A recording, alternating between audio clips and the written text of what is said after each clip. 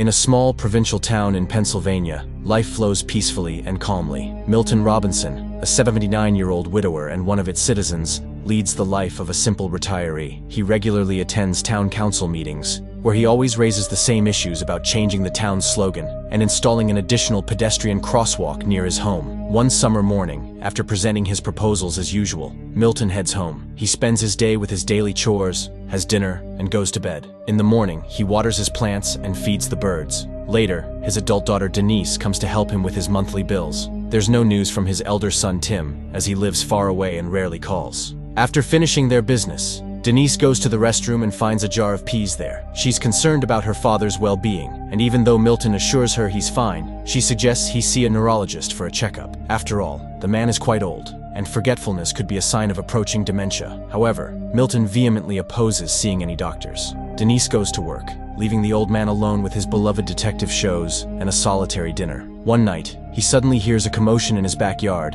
and going outside, he sees a flying saucer that has landed awkwardly. Milton calls the rescue service, but they remind him that joking with such a serious organization is a matter for the authorities. They no longer answer his calls, so he dials Denise's number, but she is unavailable. After a restless night, he heads to the town council meeting where, as always, he talks about the slogan and the crosswalk. At night, the old man hears strange sounds from the backyard, goes out to see what else has happened, and finds an injured extraterrestrial being on his patio. Once again, he tries to reach his daughter, but Denise, as always, is unreachable. He leaves a voicemail and waits for a call, but it's all in vain. The next morning, as usual, he attends the meeting. His friend Sandy this time proposes a new project for interacting with the youth. She has put up posters around the town and would be delighted if someone came to listen to her stories and advice. She is eager to be part of the lives of lonely young people who need friends. When it's Milton's turn, he starts with the town's motto and the crosswalk as usual. But after that, he talks about the UFO that ruined his flowers and broke the bird feeder. However, nobody believes him, considering it the ramblings of an elderly man. Two active retirees, Sandy and Joyce,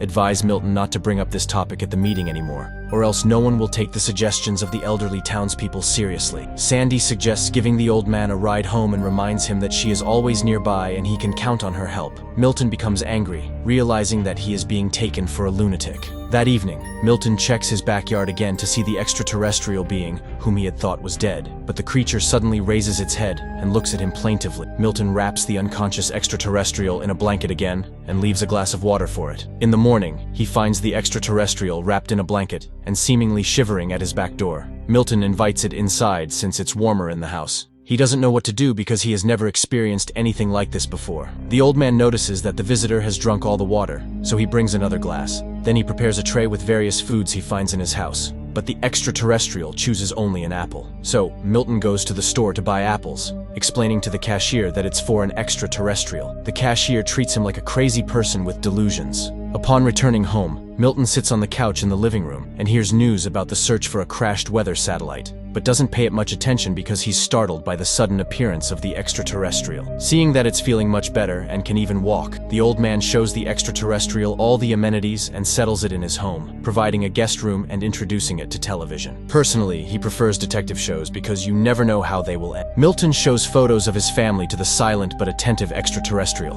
Unfortunately, his wife is no longer with them. His son has moved to California, and his daughter visits him occasionally. Then, the old man remembers the dance show and sits in front of the TV, inviting the extraterrestrial to join. On that day, the store clerk tells Denise about her father's strange statements about the extraterrestrial, and she goes to visit him during her lunch break. Milton meets her at the door, and as always, she insists on him seeing a doctor because she is very concerned about his mental health. Milton reluctantly agrees. Denise rushes off, and as soon as she leaves, the phone rings. It's Sandy urgently needing a printer, and Milton invites her to come over and print the necessary documents. The woman arrives and upon entering sees the extraterrestrial. Milton introduces them to each other and shows the crash site. The woman is shocked but tells Milton that they must keep this a secret for his own safety. She mentions how she is seen on TV, how authorities treat poor extraterrestrials, and he shouldn't let anyone into his home except her. Sandy leaves, but Joyce has already noticed her car outside Milton's house and becomes curious about what's happening. Meanwhile, on TV, calls continue for the population to search for the crashed satellite. Time passes,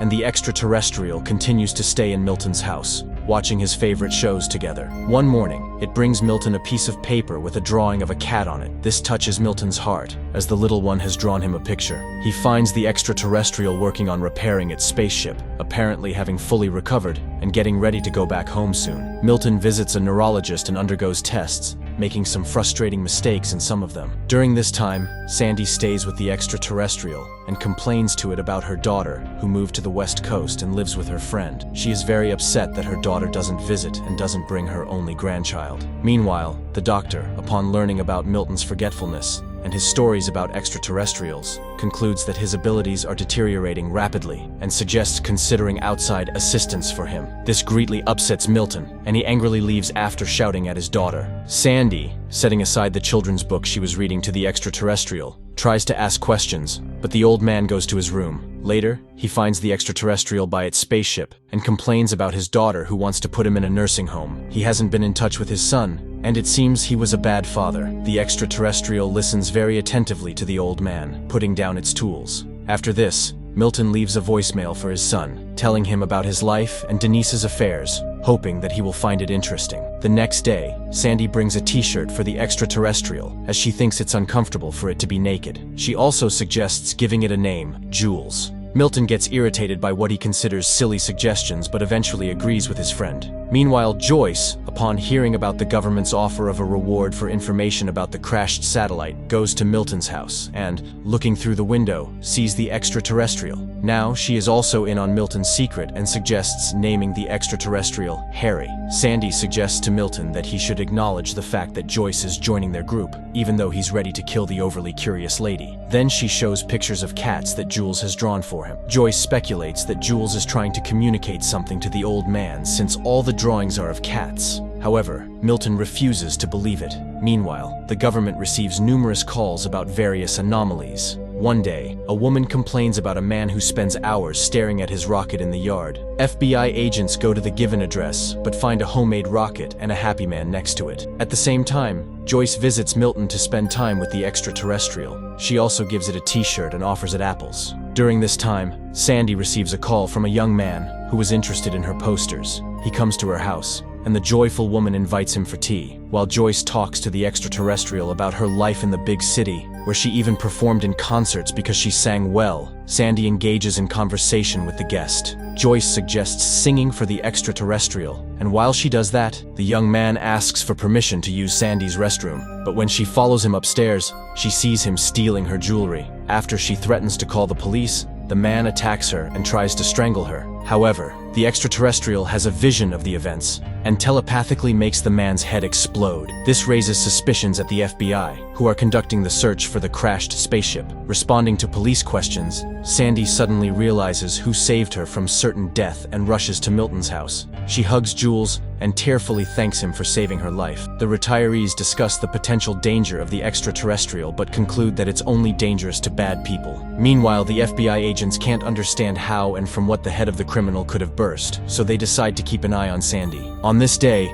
Denise meets the elderly folks at the store and again brings up the topic of the apples Milton bought. However, Milton avoids the conversation. Later, the group has lunch at Milton's house. When Sandy notices a strange smell, they go outside and discover a dead cat that Jules apparently brought there. Connecting all the facts, the retirees realize that the extraterrestrial needs cats for some reason, and now there are not 7 as in the picture, but 6. Milton calls Denise, hoping to find out where she disposes of the deceased cats in her clinic, which frightens her completely. Not receiving a clear answer, Milton and Sandy decide to drive around the streets of the town, since cats often meet their fate under car wheels. On the road, Milton inquires about Sandy's husband's illness, which eventually led to his death, and she talks about being left alone. She starts asking questions, reassuring that life must go on. However, at this point, Milton asks her to stop the car, and the FBI agents become witnesses as the elderly couple loads a deceased cat into the trunk. That day, they find 2 more cats, and Joyce promises to find the rest. Meanwhile, FBI agents eavesdrop on the private conversations of Milton's close ones,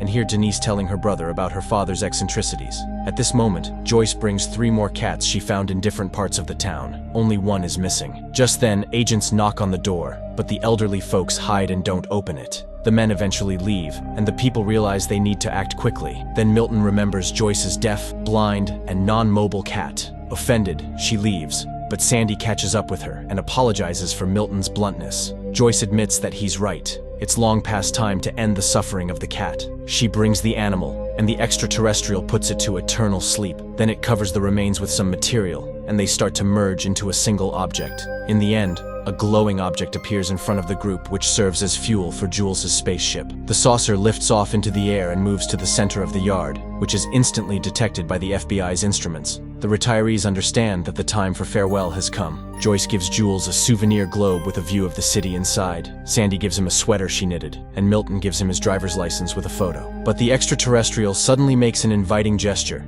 clearly offering them to join, and Milton suddenly decides to accept the invitation. But then the phone rings in the house, and picking up the receiver, he hears Denise's voice. She suggests meeting on Saturday. They'll have lunch, and then she'll give him a haircut because they've been arguing, and that's not right. At that moment, agents knock on the door. Milton rushes into the yard, and they only manage to see the departing saucer where 3 Earthlings joined in the last moment. The ship lands not far from the town to safely disembark the elderly and bid them a peaceful farewell. Milton hugs the extraterrestrial and thanks it for the invitation to travel together, but he can't leave his home and loved ones behind. Jules enters the spaceship and flies away, while the elderly folks wave goodbye to him. Time passes, and Milton continues to live in his home, visited by Sandy and Joyce. The elderly often reminisce about Jules, Harry, and hope that he hasn't forgotten them either. And one night, Milton's yard is illuminated by a bright light, and the old man realizes that he has guests. A light, heartwarming, and slightly melancholic film about the fading of human life. It's good that amid the plethora of recently produced nonsense, there are still such heartfelt and warm movies,